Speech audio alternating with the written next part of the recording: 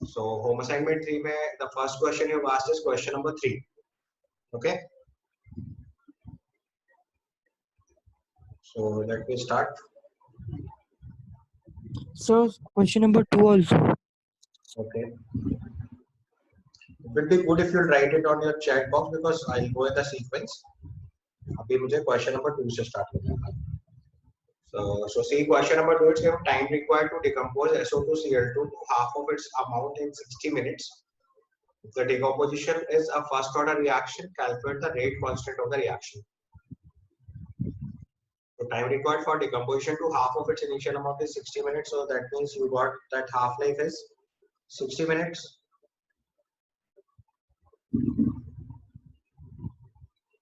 ठीक है. Second point में लिखा है it decomposes in a first order reaction. आपको रेट कांस्टेंट लिखना है. तो फर्स्ट ऑर्डर एंटेक्स का रेट कांस्टेंट कैसे लिखते हैं? T half is equal to 0.693 by K. So from here if you will solve K is 0.693 by T half. इसको simplify कर लीजिएगा. K is equal to 0.693 by 60 minute inverse. If you want answer in second inverse तो further एक बार 60 और multiply कर देना. So 60 minute को 60 into 60 seconds लिख लीजिएगा. then you will get second inverse. as per the unit आप solve कर सकते हो. Okay. Then you ask question number 3. Question number 3 is given from the rate expression of the following reaction. Determine their order of the reaction and dimension of rate constant. तो देखो आपको first वाला जो part है that is second order reaction. क्योंकि order क्या होता है? जो पावर लिखी होती है वही लिखते हैं. और फिर अगर आप इसकी यूनिट लिखेंगे तो it's moles per litre power. मैंने आपको nth ऑर्डर रिएक्शन के रूल सिखाया था. So moles per litre power 1 minus n second inverse होता है. यहाँ पे ऑर्डर ऑफ द रिएक्शन 2 है. यहाँ से यूनिट ऑफ k अगर लिखेंगे, if you write unit of k, so order of the reaction is 2. So your unit will be moles per liter power minus 1 second inverse for first reaction. वैसे second reaction check करोगे तो second order reaction is order with respect to H2O2 is 1, order with respect to I minus is also 1, so that is also second order reaction. ये समझ आया? हम actually में power check कर रहे हैं. H2O2 पे भी पावर 1 है और I minus पे भी पावर 1 है. So order with respect to H2O2 is 1, order with respect to I minus is also 1, so order of the reaction is 2. And if you will calculate unit of K over here, the same answer will appear. तो पहले सिखाया था moles per liter power minus 1 second inverse. For third part it's given K is equal to CH3 CHO power 3 by 2. So its order of the reaction is 1.5. So unit of K will be moles per liter power 1 minus n है. तो यहाँ कितना आ जाएगा? minus 1 by 2 second inverse. Okay. And similarly the last part if you will check, so last part is order of reaction is 1. So unit of K will be second inverse. Clear? 1.5 किससे आया? See it is n minus 1 minus n ना. See this expression आपको मैंने पहले formula लिखा है. Unit of K is power is 1 minus n. So n is 3 by 2 which is 1.5. So if you substitute 1 minus 1.5 comes out to be minus 1 by 2. Okay. Okay sir. Formula of unit of K is this जो आपको use करना है हर question में. मैं यहाँ पे order of the reaction निकाल रहा हूँ. ये सेकंड ऑर्डर है, ये भी सेकंड ऑर्डर है, ये 1.5 ऑर्डर है, ये 1 है. So keep on putting the value of n, you will get the unit of K. Right? Unit of K is moles per liter power 1 minus n second inverse. n is the order of the reaction. आप value of n put करते जाओ तो आपके बाकी results आते जाएंगे. Okay? Fine. Now you ask question number 4. The order the reaction is first order in A and second order in B. आपको differential rate equation लिखना है। तो फोर्थ क्वेश्चन के लिए देखो, rate of the reaction if I right, we write rate of the reaction is equal to K into active mass of A power 1 active mass of B power 2, क्योंकि आपको given है order with respect to A is 1, order with respect to B is 2. So it's written how is the rate affected on increasing the concentration of B 3 times. तो अगर हम concentration of B को 3 times करेंगे तो rate of reaction जो होगा वो कितने टाइम्स हो जाएगा, 3 square times which is 9 times. आपको ने जब ऑर्डर ऑफ द रिएक्शन निकालना सिखाया था तब ये फंडा सिखाया था। So this becomes 9 times. समझ आया कैसे? बिकॉज कॉन्सेंट्रेशन ऑफ बी की जगह आप 3 भी पुट करोगे। अगर आपको सॉल्व करना है तो मैं सॉल्व करके बता सकता हूँ, तो डायरेक्ट ऑब्जर्वेशन से आ गया। If you want to solve तो let's say initially concentration of B is x and finally it is 3x। ये तो बोला उसने 3 टाइम्स करना है। अगर आप इनिशियल रेट R1 लिखेंगे तो it is K into A into x square और फाइनल रेट लिखेंगे तो it is K into A into 3x square। यहाँ से सिंप्लीफाई करेंगे तो RF by RI लिखेंगे, R1 लिखेंगे, अगर RI लिखेंगे तो K by A तो कट जाएगा, so it is 3x square upon x square। इसको सिंप्लीफाई करेंगे तो 9 टाइम्स आ जाएगा।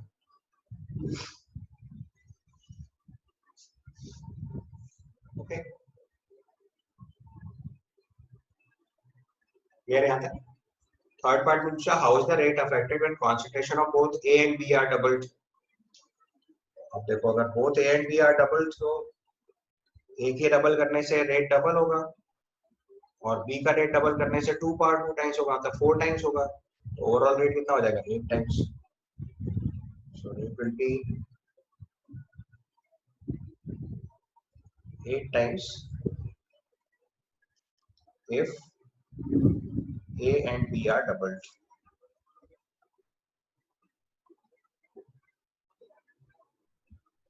सर थर्ड वाला फिर से एक्सप्लेन करो ना। थर्ड सॉल्व पार्ट करना है, मतलब सिमिलर जैसे मैंने ऊपर वाला पार्ट सॉल्व किया वैसे ही सॉल्व करना है आपको। सो फिर से वही इनिशियल कंडीशन में आप कॉन्सेंट्रेशन ऑफ A जो है वो x1 अज्यूम कर लो और कॉन्सेंट्रेशन ऑफ B को y1 अज्यूम कर लो। फाइनल कंडीशन में दोनों डबल कर दिया तो कॉन्सेंट्रेशन ऑफ A हो गया 2x1 और कॉन्सेंट्रेशन ऑफ B हो गया 2y1। रेट में पुट करो तो rate R1 equal to K into x1 into y1 square. Final rate लिखेंगे तो it is K into 2x1 into 2y1 square.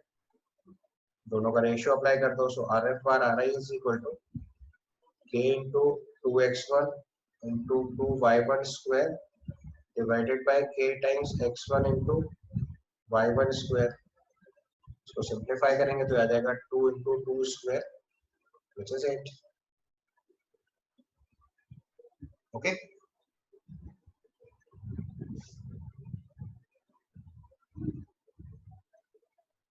तो fourth you ask sir question. आपने direct कैसे किया वो एक बार बताओ। डायरेक्ट में बेटा पावर चेक करा मैंने, आपको ऑर्डर ऑफ द रिएक्शन निकालते टाइम बताया था कि जो भी कॉन्सेंट्रेशन जितने टाइम चेंज करते हैं उसकी उतनी ही पावर अप्लाई कर देते हैं ऑर्डर पे। तो हमारे पास order with respect to A1 है, order with respect to B2 है, तो A का डबल करने से डबल होगा और B का डबल करने से 4 टाइम्स होगा, तो 2 into 4 times is 8 times. Yes sir. मैंने आपको बताया था कि हर order of the reaction question को हम लोग ऑब्जर्वेशन से भी सॉल्व कर सकते हैं या फिर पूरा मैथमेटिकली भी सॉल्व कर सकते हैं, राइट। तो अभी ऑब्जर्वेशन से सॉल्व करा तो मैंने डायरेक्टली 8 लिख दिया बिकॉज़ A डबल करने से रेट डबल होगा और B डबल करने से रेट 4 टाइम्स होगा। सो A से डबल हुआ और B से 4 टाइम्स हुआ तो 2 into 4 is 8 टाइम्स। और यू कैन सॉल्व इट जैसे मैंने बताया। Then you ask question number 6। So question number 5 also. Also you ask 5 it's given calculate the half life of a first order reaction from their rate constant। तो formula है बेटा सीधे सीधे, half life और rate constant कैसे relate करते हैं। First order reaction का हाफ लाइफ और रेट कांस्टेंट का रिलेशन बताओ। For a first order reaction half life is 0.693 by K देखो फॉर्मूले तो लर्न करने पड़ेंगे, if you are forgetting formula again and again तो try to write it at least 2-3 times, तो आपको ये लर्न हो जाना चाहिए। तो फर्स्ट ऑर्डर रिएक्शन का जो हाफ लाइफ होता है दैट इज 0.693 by k। आपको क्वेश्चन लिखा है calculate the half life of first order reaction from the rate constant, तो आपको k गिवन और हाफ लाइफ निकालना है। तो फर्स्ट पार्ट सॉल्व करेंगे तो उसका हाफ लाइफ आएगा 0.693 by 200 seconds. Second part solve करेंगे तो t half will be equal to 0.693 by 2 minutes। Third part solve करेंगे अगर हम लोग तो it is t half is equal to 0.693 by 4 years। Yeah, just a formula. Half life is 0.693 by k for a first order reaction. Okay. In question number 6 it is given experimental data। Question number 4 का second part मैंने करा था ना अभी 1 minute पहले। 4 के second part में उसने बोला था कि कॉन्सेंट्रेशन ऑफ बी अगर हम 3 टाइम्स करेंगे तो रेट कितने टाइम्स होगा, तो order with respect to B is 2, तो अगर कॉन्सेंट्रेशन 3 टाइम्स करोगे तो रेट 3 स्क्वायर टाइम्स चेंज हो जाएगा, that is 9। You can see the solution, अभी मैं जस्ट लिखा हुआ है कॉन्सेंट्रेशन ऑफ बी 3 टाइम्स कर रहे हैं तो rate of the reaction 3 square times होगा, डायरेक्टली 9 लिख सकते हो। अगर आप ऑब्जर्वेशन से नहीं पिक कर पा रहे हो then you can solve it like this.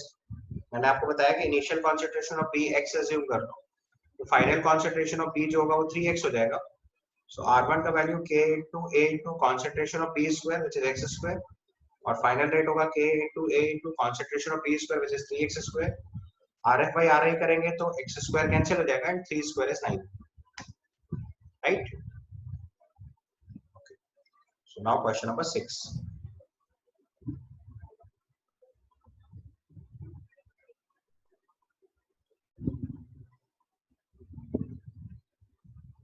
Question number 6, you first go through the question. It's given the experimental data of decomposition of N2O5 is given in a gas phase reaction given below। पहले part में बोला है plot N2O5 against T। अब देखो एक तो रास्ता है कि हम ग्राफ पेपर लेके वैल्यू पुट करके सॉल्व करें, but that is not the way because we all know for a first order reaction what is the relation. तो आपको फर्स्ट ऑर्डर रिएक्शन का रिलेशन याद है, C is equal to C0 into e raised power minus kT। e power minus x की तरह graph होगा। So if you plot over here concentration of N2O5 against C, मैंने आपको बताया था एक्सपोनेंशियली डिक्रीजिंग आएगा, it will be like this. Second part में लिखा है find the half life period of the reaction. देखो ऐसे तो डेटा दिया है तो आपको पता है जहाँ पे कॉन्सेंट्रेशन हाफ लाइफ पहुंचेगी वहीं से टाइम रिपोर्ट करना है। तो पहले डेटा से ऑब्जर्वेशन अप्लाई करो। इनिशियली जो कॉन्सेंट्रेशन ऑफ N2O5 है वो 1.63 है, तो अगर हम 1.63 का हाफ लिखेंगे तो it is approximately 0.81 something, right? तो 0.81 will appear in between 0.93 and 0.78, इन दोनों के बीच में हाफ वैल्यू आएगी। So that means your half life, अभी एग्जैक्ट वैल्यू तो नहीं निकाल सकते बिकॉज़ ग्राफ हम लोग ग्राफ पेपर पे नहीं ड्रॉ कर रहे हैं, अदरवाइज आप ग्राफ पेपर पे ड्रॉ करोगे तो आप एग्जैक्ट वैल्यू भी निकाल सकते हो, जहाँ पे मिड वैल्यू आएगी 0.81 के अप्रॉक्स, वहाँ पे हमें जो टाइम मिलेगा दैट इज हाफ लाइफ। और इस डेटा से अगर आप देखेंगे तो half life can be in between, अभी एग्जैक्ट वैल्यू हम लोग मैथमेटिकली सॉल्व करेंगे रेट लॉ एक्सप्रेशन से, so will be in between 1200 and 1600 seconds। अगर बहुत प्रिसाइसली बताया जाए so value is more close to 0.78, तो मतलब half life will be more close to 1600। okay, and you said that graph between log of N2O5 versus T, तो first order kinetics का आपको expression याद है? In first order kinetics we write the expression log of N2O5 is equal to log of C0 minus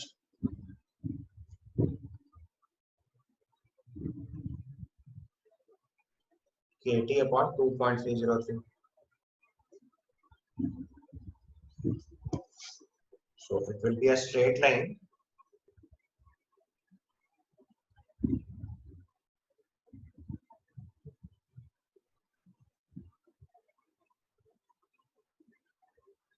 graph will be a straight line, y is equal to mx plus c form है।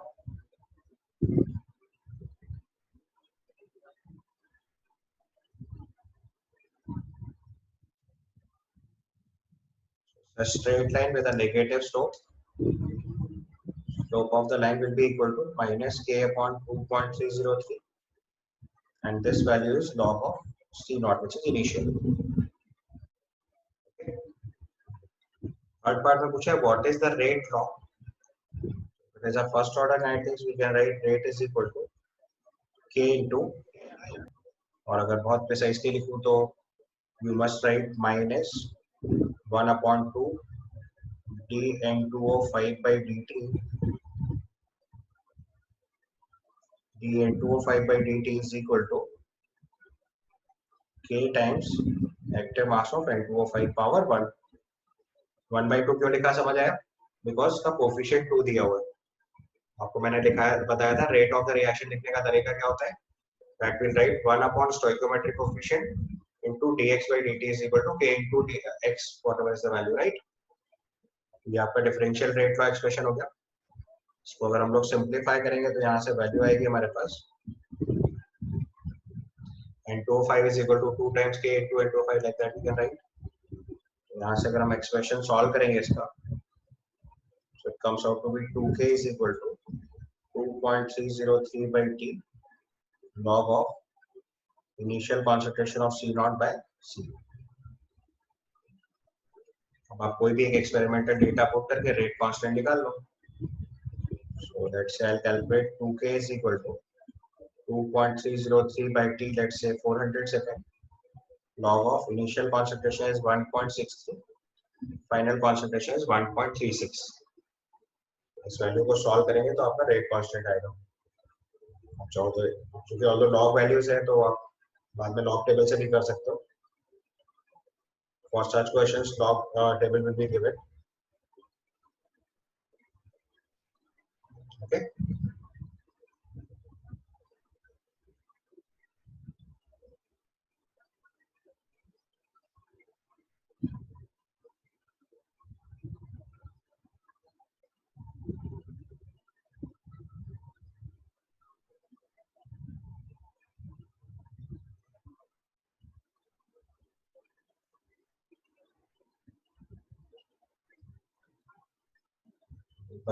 Calculate करके आप answer verify कर लोगे.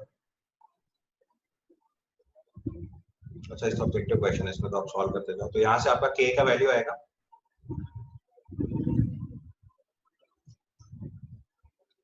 so from here you can solve k.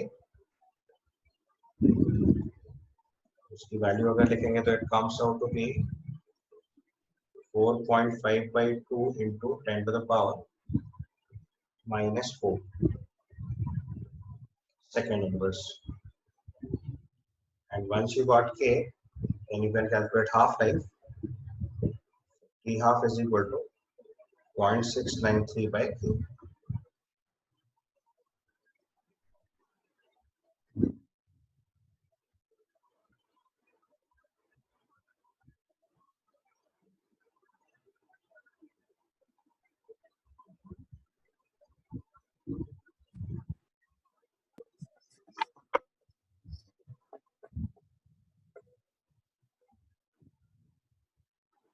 Point 693 by k.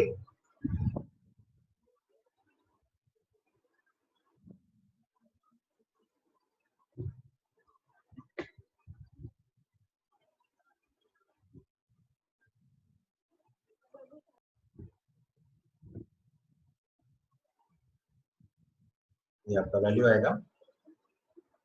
यहाँ से by 2k करेंगे तो ये वैल्यू आ जाएगी 0.693 by 4.5 into 10 to the power minus 4.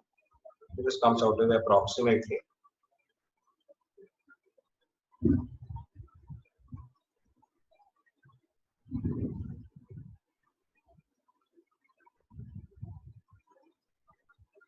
1540 seconds.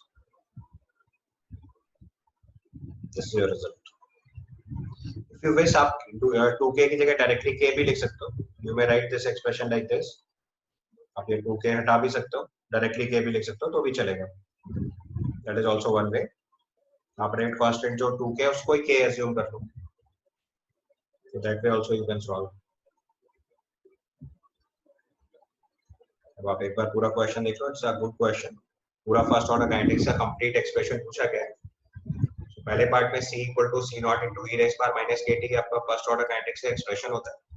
हमने N2O5 अगेंस्ट t का ग्राफ बनाया तो इट इज एक्सपोनेंशियली डिक्रीजिंग। दूसरे पार्ट को सॉल्व करने के लिए उसने बोला है डेटा से हाफ लाइफ निकालो। तो अगर हम डेटा से हाफ लाइफ निकालेंगे तो हाफ लाइफ का मतलब होता है जब रिएक्टेंट हाफ हो जाए। तो 1.63 का अगर हम हाफ लिखेंगे तो half of 1.60 will be 0.81 approx. 0.81 concentration 0.93 और 0.78 के बीच में आएगा। तो इसका मतलब इसकी हाफ लाइफ जो है वो डेफिनेटली 1200 और 1600 सेकेंड्स के बीच में आएगी। ओके, थर्ड पार्ट में उसने बोला है draw a graph between log of N2O5। तो log of N2O5 versus C is y is equal to mx plus c form बनाना है। So you can write log of N2O5 is equal to log of C naught minus KT upon 2.303। First order का expression सिखाया था। So log of C naught against T is a straight line with a slope of minus K upon 2.303। Third part, fourth part में पूछा rate का expression कैसे निकालेंगे। So you can note down this is first part, this is your second part, this is your third part. In the fourth part, we have written the rate flow expression as minus d N2O5 by dt is equal to k times N2O5. तो k की value 2.303 by t log of c naught by c लिख सकते हैं। फिर आपसे पूछा गया rate constant निकालो। तो आप फर्स्ट एक्सपेरिमेंट का डेटा यूज कर दो। t इक्वल टू 0 पे कॉन्सेंट्रेशन 1.63 into 10 power 2 है, ऑल्दो टर्म कट जाएगा इसलिए लिखा नहीं मैंने। और t equal to t let's say 400 second पे दिस इज 1.36 into 10 power 2 है, तो 10 power 2 कट जाएगा। यहाँ से सॉल्व करेंगे तो k की value approx 2.5 into 10 power minus 4 second inverse आ जाएगी। और फिर लास्ट पार्ट में आपसे पूछा गया इसका हाफ लाइफ निकालो और उसको सेकंड पार्ट से कंपेयर करना है। हाफ लाइफ लगाने के लिए फर्स्ट ऑर्डर का फॉर्मूला लगाया, t half is equal to 0.693 by k, value of k is 4.5 into 10 power minus 4, so substitute करा तो it comes out to be 51540 seconds। आप देखो मैंने डेटा में आपको बताया था कि वैल्यू 1200 और 1600 के बीच में आएगी, तो देखो एग्जैक्टली वही वैल्यू हमारी 1540 सेकंड्स आ रही है, which is close to our answer। समझ आया? अगर आप एग्जैक्ट ग्राफ पेपर पे प्लॉट करेंगे तो आप ग्राफ वैल्यू देख के आंसर बता सकते हो, that will come out close to 1600। वहां से भी कंपेयर कर सकते हो, ठीक है, कोई बात नहीं, फिर से करते हैं। क्वेश्चन नंबर 8 देखिए ध्यान से। Question number 8 given for a first order reaction show that the time required for 99% completion is twice the time required for the completion of 90%। तो अगर हम t equal to 0 पे initial concentration c not assume करते हैं, तो अगर 99% completion हो रहा है मतलब जो फाइनल कंसंट्रेशन होगी that will be equal to 1% of c naught, that is c naught by 100। ठीक है, और अगर हम 90% कंप्लीशन लेंगे, 90% कंप्लीशन का मतलब हो कंसंट्रेशन इनिशियल का 10% बचेगा, which is c naught by 10। ये समझ गया पहले? इस प्रोसेस का टाइम लेट से t1 अज्यूम कर लेते हैं, इस प्रोसेस का टाइम लेट से t2 अज्यूम कर लेते हैं। तो अगर हम फर्स्ट ऑर्डर काइनेटिक्स अप्लाई करेंगे तो k सो वो c नॉट बाय 100 कैसे आया? 99% कंप्लीशन है तो हाउ मच इज लेफ्ट? 1%। तो c नॉट का 1% भी c not into 1 by 100। Yes sir. 90% completion means 10% left, so 10% left means c naught into 10 by 100, so that is c naught by 10। First expression लगा रहे हैं 2.303 by t1 log of c naught upon c naught by 100। ठीक है, इसको अगर हम थोड़ा simplify करेंगे तो ये वैल्यू हमारे लिए आ जाएगी t1 equal to 2.303 by k into log of 100। You all know like log 100 is 2, so we can write t1 equal to 2.303 by k into 2, right? अब 90% कंप्लीशन का रिपोर्ट करना है, so for 90% कंप्लीशन फिर से same expression लिखेंगे, k equal to 2.303 by t2 log of c naught upon c naught by 10। इसको simplify करेंगे तो यहाँ से t2 का वैल्यू आएगा 2.303 by k log of 10, and log 10 is 1, so t2 equal to 2.303 by k। अब आपसे इनका रेशियो पूछा गया, सो T1 by T2 will be equal to 2.303 by K into 2 divided by 2.303 by K, which is same as 2. Hence proved.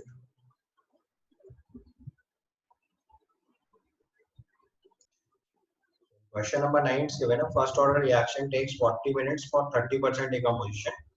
Calculate half life. तो देखो अगर 30% decomposition given है तो इसका मतलब हुआ 70% लेफ्ट। और आपको पता है हमें C नॉट गिवन है तो उसकी जो कॉन्सेंट्रेशन C लिखेंगे वो 70% ऑफ C नॉट लिखेंगे, क्योंकि हमारे एक्सप्रेशन में log of C not by C चाहिए होता है। So it is 70% of C naught. G may simply write as 0.7 C naught. So first order reaction takes place 40 minutes for 30% decomposition. So now if I write the expression K equal to 2.303 by T, which is 30 seconds. Or first I'll write the expression K equal to 2.303 by T, log of C naught upon C. So if I apply the expression, it is K equal to 2.303 by 30 log of C naught upon 0.7 C naught. So from here Sir, we 40 minutes now. Sorry, 40 minutes. So this time is 40 minutes. So K equal to 2.303 by 40 log of C naught upon 0.7 C naught. So simplify करेंगे तो 2.303 by 40. This becomes log of 10 by 7. C naught cancel हो जाएगा and 0.7 you may write as 10 by 7. अब इसको अगर लिखेंगे तो log of A by B is log of A minus B. So you can write K equal to 2.303 by 40 into log 10 minus log 7. यहाँ से simplify करके K निकाल लेंगे. Simplify and get K from here. Log 7 you may use 0.84. Log 7 की जगह हम लोग 0.84 use कर सकते हैं. Log 10 is 1.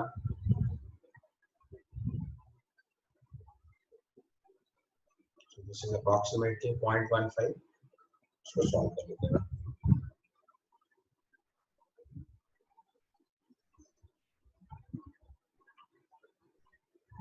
This comes out to be approximately 8.9 into 10 to the power minus 3 minute inverse.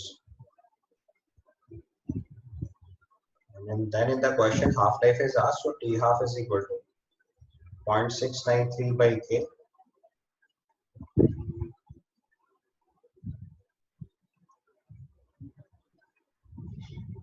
So this is 0.693 upon 8.9 into 10 to the power minus 3 minutes. So solve करके final answer निकालें.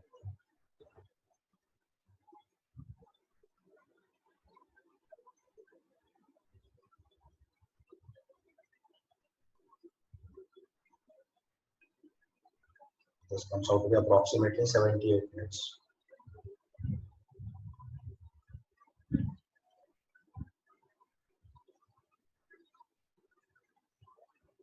Okay. So for question number 10, we'll write diazopropane.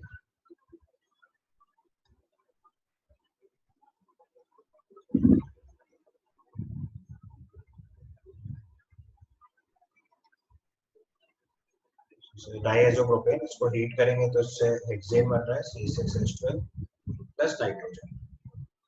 Question में formula उतना relevant नहीं है, आपको पता चलना चाहिए 1 मोल गैस से 2 मोल गैस बन रही है एक्चुअली. मैंने आपको प्रेशर पहले क्वेश्चंस लास्ट क्लास में सॉल्व कराए थे. T इक्वल टू 0 पे ये 35 mm मरकरी प्रेशर गिवन है. T इक्वल टू 360 सेकेंड्स पे अगर हम इसे सॉल्व करेंगे तो 35 में से कुछ प्रेशर P कम हुआ, ये P एंड P फॉर्म हुआ. सो यहाँ पे अगर टोटल प्रेशर लिखेंगे तो it comes out to be 35 minus P plus P plus P. तीनों गैसेस के प्रेशर ऐड कर देंगे. So this is 35 plus P given to you 54. यहाँ से P की वैल्यू सॉल्व करके निकालना है.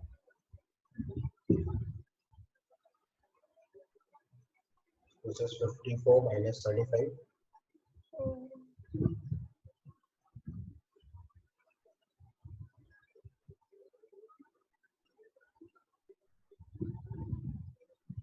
So it is 19.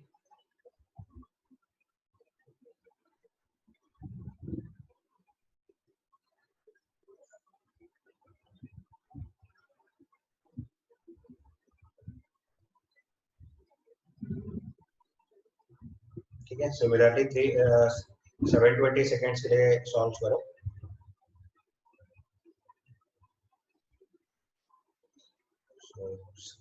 यहाँ से हमारा अगला टर्म सॉल्व करेंगे t इक्वल टू 720 सेकेंड्स के लिए।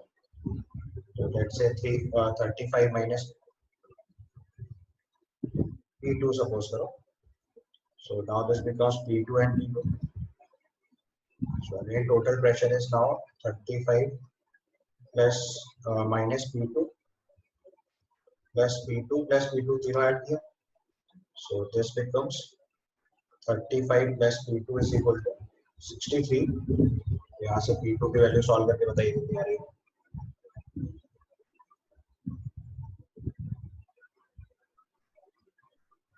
$28. 28. So it comes out to be 28।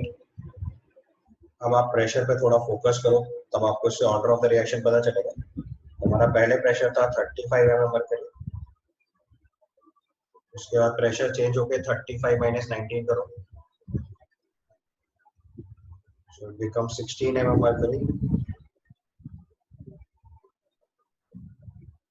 ठीक है, और उसके बाद अगले स्टेप में अगर हम उसको सॉल्व करेंगे तो फिर से 35 minus 28 करा, so it becomes 7 mmHg।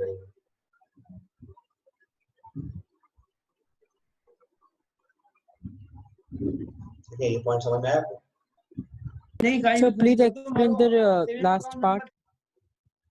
I said पहले आप प्रेशर देखो, initially pressure was 35 mmHg of that isolation, फिर 35 minus p हुआ, उसके बाद 35 minus p2 हुआ, तो 35 minus p is 16 and then it is 7। ठीक है, तो अब आपको क्या करना पड़ेगा कि दोनों डेटा से चेक करना पड़ेगा। ऑल्दो क्वेश्चन में ध्यान से देखो तो ऑर्डर ऑफ द रिएक्शन नहीं गिवन है, बट अगर आप थोड़ा सा ऑब्जर्वेशन अप्लाई करो तो आपको दोनों बार में केस सॉल्व करके निकालना पड़ेगा। अगर दोनों वाले केस सेम आ जाएंगे तो then we can say it is a first order reaction. So for both the expressions we will solve. ठीक है, तो यहाँ से यहाँ जाने में जो टाइम लग रहा है दैट इज 360 सेकेंड्स, और यहाँ से यहाँ जाने में जो टाइम लग रहा है दैट इज 720 सेकेंड्स। ठीक है, इतना समझ आया? पहले आप फर्स्ट ऑर्डर काइनेटिक्स से एक्सप्रेशन लगा दीजिए सीधे सीधे। So expression of first order kinetics is k equal to 2.303 by t log of 35 by 16। एक रिजल्ट, दूसरे वाले रिजल्ट के लिए 2.303 by 720 log of 35 by 7। दोनों वैल्यूज को सॉल्व करेंगे तो आप you find out that approximately both the values of k are coming out to be same. तो इससे प्रूफ हो जाएगा कि फर्स्ट ऑर्डर काइनेटिक्स है और आपका आंसर आ जाएगा। You will solve in both the cases approximately 0.002 के आसपास का रिजल्ट आएगा। सो k is same in both the cases।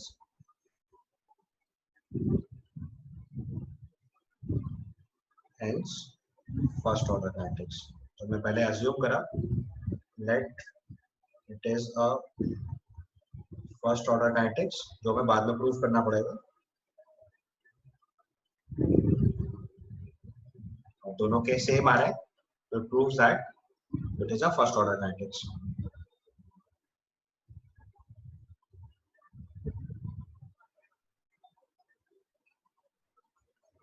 तो k की वैल्यू हम लोग यही रिपोर्ट कर देंगे 2 into 10 to the power minus 3 approx।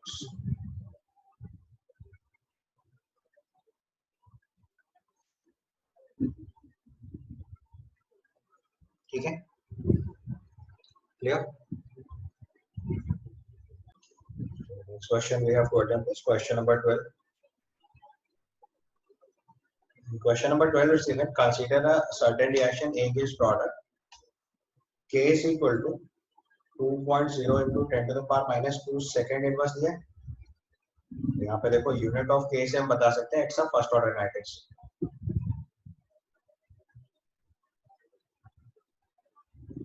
ये बहुत इंपॉर्टेंट क्लू होता है। तो अगर किसी भी रिएक्शन में आपको ऑर्डर ऑफ रिएक्शन नहीं क्लिक कर रहा हो तो आप यूनिट ऑफ K से देख के बता सकते हैं ऑर्डर ऑफ द रिएक्शन, क्योंकि मैंने आपको कॉन्सेप्ट बताया था। तो जो यूनिट ऑफ K होती है this is moles per litre power 1 minus n second inverse, where n is order of reaction। हमारी यूनिट सेकंड इनवर्स है, इसका मतलब n की वैल्यू 1 लेनी पड़ेगी।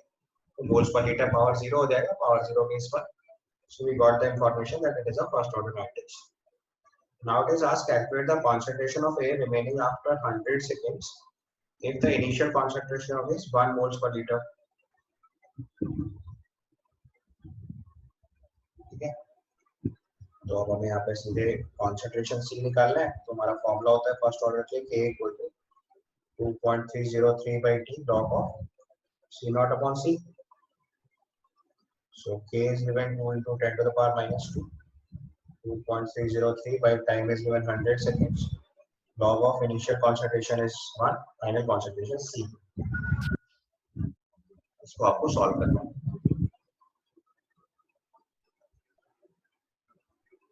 ठीक है,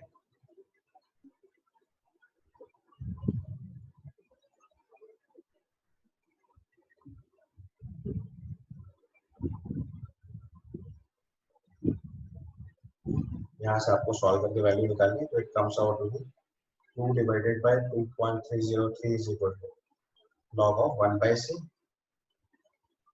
यहाँ से अगर सिंप्लीफाई करेंगे तो log of C comes out to be minus 2 upon 2.30।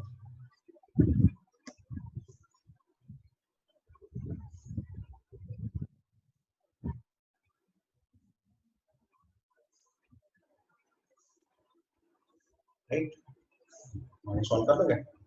So this becomes log of C is equal to minus 0.86 approx, और you may write 87 अगर बहुत प्रॉपर लिखा है।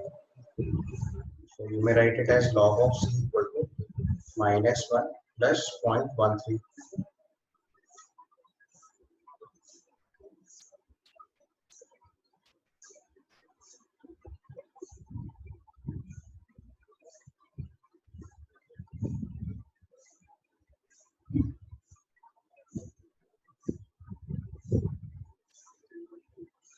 So that becomes approximately log of 1.4। So you can write log of C equal to log of 1.4 into 10 to the power minus 1। यहाँ से compare करोगे तो C की वैल्यू approximately 0.14 आ जाएगी।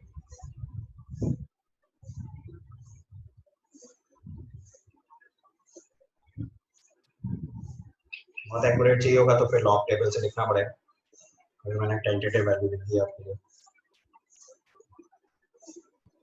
ठीक है, क्वेश्चन नंबर 14 एंड 15। यहाँ समझ गए ना सवाल का जो मेन की था that was unit of K। Unit of K से हमने इसको फर्स्ट ऑर्डर काइनेटिक्स प्रेडिक्ट किया और फिर मैंने इसको सॉल्व करके बताया। ठीक है,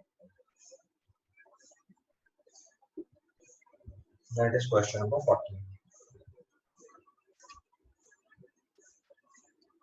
In case of question number 14, it's given the reaction A gives B follows a first order kinetics. The time taken for 0.8 mole of A to produce 0.6 moles of B in 1 hour, then the time taken for the conversion of 0.9 mole of A to produce 0.675 moles of B। तो देखो हमारे पास concentration B से B दिया हुआ है, इसके 0.8 मोल दिया, 0.8 ऐसे x कंज्यूम किया, उसका x फॉर्म होगा। तो क्वेश्चन में आपको x की वैल्यू गिवन है 0.6। तो जो कॉन्सेंट्रेशन ऑफ A है या मोल्स ऑफ A जो है वो चेंज हुआ है 0.8 से 0.2। ठीक है, इन अ ड्यूरेशन ऑफ 1 आवर। अब देखो फर्स्ट ऑर्डर काइनेटिक्स में मैंने बताया था कि हर बार कॉन्सेंट्रेशन हाफ होने में टाइम सेम लगता है. So you can solve it like 0.8 से हाफ किया 0.4 और 0.4 का हाफ किया तो 0.2. इस प्रोसेस में भी एक हाफ लाइफ लगी, इस प्रोसेस में भी एक हाफ लाइफ लगी. सो टोटल टाइम जो हो गया that is 2t half, that is given to you 60 minutes. From here you can predict that half life is 30 minutes. The second part of the question is given that A to B conversion is further starting from 0.9 mole. It becomes 0.9 minus y and it is y. Now the value of y is given to you 0.675. यहाँ से moles of A जो change हुआ वो change हुआ 0.92. Subtract 0.9 minus 0.675. So this left over is 0.225. 2.25. अगर ध्यान से देखोगे तो it is again two half lives. 0.9 का हाफ होगा 0.45 और समझ आ रही बात. 0.9 का हाफ होगा 0.45, 0.45 का हाफ होगा 0.225. That means again time is 2t half. So which is 60 minutes. समझ आई बात. सर फिर से एक्सप्लेन करो ना ये. तो concentration of A जो change हुई वो change moles of A if I write it changes from 0.9 to 0.225. So you can simply write it as 0.9 to 0.9 by 2 to 0.9 by 4. 0.9 by 4 is simply 0.225. So this is one half life, this is another half life. So 2t half value चाहिए हमें answer में और half life of already 30 minutes निकाल चुका. So our answer will be 60 minutes. Okay. Question number 15. It's given a substance A decomposes the solution following a first order kinetics. Flask A contains 1 liter of 1 m solution of A and flask 2 contains 100 ml of 0.6 m solution. After 8 hours, the concentration of A in the flask 1 becomes 0.25. What will be the time taken by the concentration of A in the flask to become 0.3? तो देखो हम क्या कर रहे हैं कि हमारे पास flask A की concentration 1 से 0.25 पहुंच रहा है. Initially concentration is 1, then becomes 0.5, then becomes 0.25. दो बार आधा किया. So first half में एक t half, दूसरे half में एक और t half. तो क्वेश्चन के हिसाब से जो टाइम दिया है that is 2t half and that is given to you 8 hours. So from here you will get half life as 4 hours. दूसरे फ्लास्क में उसने बोला है concentration 0.6 था, उसको चेंज करके 0.3 किया तो आधा हुआ. So again time is t half. So if time is t half, it will be 4 hours. Okay. So question number 13 is given sucrose decomposes in acid solution into glucose and fructose. तो आपको पता होना चाहिए sucrose is C12H22O11. इसकी water के साथ hydrolysis कराई in presence of H+ catalyst. It is forming glucose and fructose. Formula for glucose and fructose is same. तो यहाँ पे लिखना पड़ेगा ये ग्लूकोज है और ये फ्रक्टोज है. Okay. So it's given the fraction of sample of sucrose remains after 8 hours और अपने को half life दे रखी है 3 hours. T half is 3 hours. So if I'll assume that T equal to 0 पे इसके A moles है और T equal to 8 hours पे इसके moles rate से A minus X हो गया, ये X और X फॉर्म हो गया. तो जो T half given है उससे हम पहले K निकाल सकते हैं which is 0.693 by T half. This is 0.693 by 3 R inverse. और फिर K का एक्सप्रेशन अप्लाई करेंगे तो it is 2.303 by T log of A upon A minus X. Okay. आपसे पूछा है what fraction of the sample of sucrose remain after 8 hours. तो fraction of sucrose remain after 8 hours.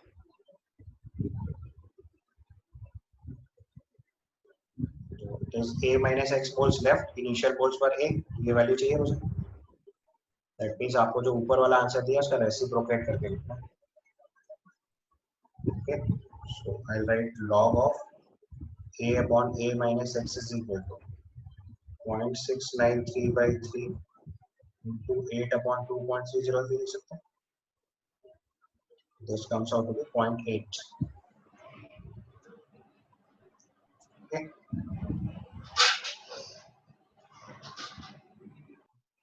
This you may write इसको अगर हम reciprocate करके लिखेंगे तो it is log of A minus X upon A is equal to minus 0.8.